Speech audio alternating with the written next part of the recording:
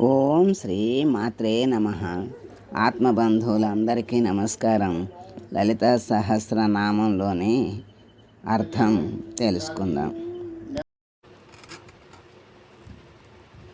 519వ నామము ముద్గౌదనాసక్త హృదయ.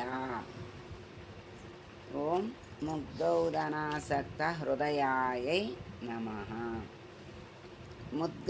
ముద్గౌదన అంటే బియ్యము, ముద్గం అంటే పెసరపప్పు బియ్యము కలిపి వండిన అన్నము. దీన్ని సిద్ధాన్నము అని కూడా అంటారు. బియ్యము దీన్ని ఎలా వండాలో కూడా చెప్తున్నారు. బియ్యము, అందులో సగము పెసరపప్పు, కొబ్బరి తురుము, మిరియాలు, సైంధవ లవణము, జీలకర్ర, ఆవు నెయ్యి, ఆవు పాలు కలిపి సన్నని సెగ మీద వండిన పదార్థము ముద్గౌదనం అన్నారు. దీన్ని సన్నటి సెగ మీద ఉడికించాలి. ఇలా వండినటువంటి అన్నము అమ్మకి ప్రీతి. అందుకని ఇలా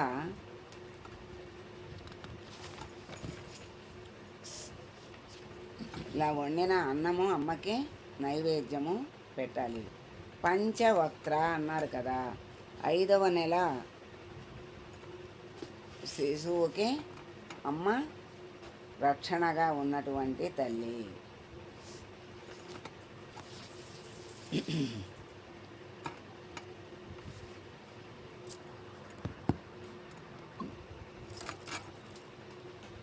ఈ ముద్గౌదనములో ఉన్నటువంటి పదార్థములన్నీ కూడా పవిత్రమైనవి, మనకి మంచి ఆరోగ్యాన్ని కలిగించేవి.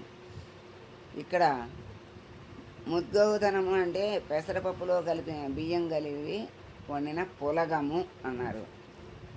ఈ పులగాన్ని గురించి ఇంకా వివరంగా చెప్తున్నారు.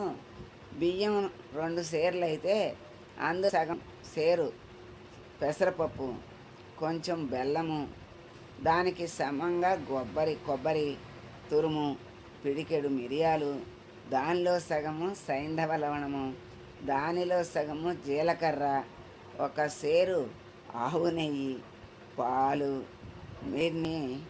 వీటన్నిటిని కలిపి మందాగ్ని మీద వండిన పులగము అన్నారు. మందాగ్ని అంటే సన్నటి సెగ మీద వండినటువంటి ఆ పులగమునందు ప్రీతి గలది తల్లి. ఇలా ధాన్యము, బార్లీ, పెసలు, తిలలు, కందులు, గోధుమలు, పాలు, నెయ్యి మొదలైనవన్నీ కూడా హవిష్యములు అంటారు. అంటే పవిత్రమైనవి. అందువలన పెసరపప్పు కూడా పవిత్రమైనది. ప్రస్తుతం పులగాన్ని బియ్యము, పెసరపప్పు, కొంచెం పసుపు వేసి ఉడికించి చేస్తున్నారు. పసుపు కూడా పవిత్రమైన ద్రవ్యమే. మనము మా భగవంతుడికి ఏమీ పెట్టలేని వీలు కానప్పుడు కొంచెం పెసరపప్పు నానబెట్టి ఆ పెసరపప్పుని పెడితే అది వడపప్పు అంటాం కదా మనం, దాన్నే ముద్గరం అంటారు. ఆ పప్పు పెడితే మహానివేదన కిందకు కూడా వస్తుంది, అంత విశేషమైనది అని కూడా చెప్తారు. అటువంటి తల్లి ఈ ముద్గౌదన సక్త హృదయ. ఇలా ఈ విధంగా వండినటువంటి ముద్గాన్నము అమ్మకి ప్రీతి అని చెప్తున్నారు. సర్వమంగళ మాంగళ్యే శివే సర్వార్థసాధికే శరణ్యే త్రయంబకే దేవి నారాయణి నమోస్తుతే. ఓం